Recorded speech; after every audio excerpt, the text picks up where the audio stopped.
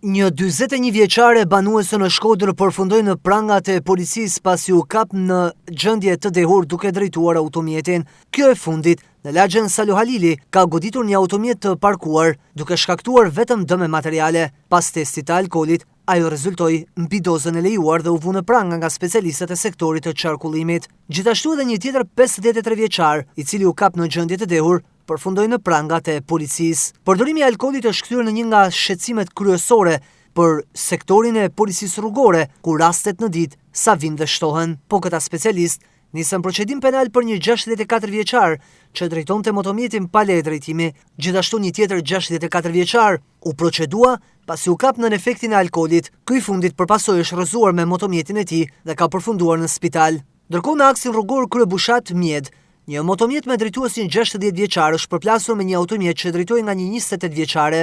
Si pasojë, është dëmtuar ky shtetas i cili ka përfunduar në spital. Në Malësi të Madhe, specialistët për hetimin e krimeve arrestuan një 38 vjeçar banues në Koplik, pasi dyshohet se ka ushtruar dhunë ndaj bashkëshortës së tij. Gjatë largimit nga banesa, ky shtetas duke drejtuar automjetin në gjendje të dehur, ka humbur kontrollin dhe përpasoj ka përfunduar jashtë rruge. Në Velipoj nisi procedimi penal për një 65 vjeçar banues në Req për veprën penale të vetgjyqësisë. Për të gjitha këto raste, materialet i kaluan prokurorisë për veprimet mëtejshme.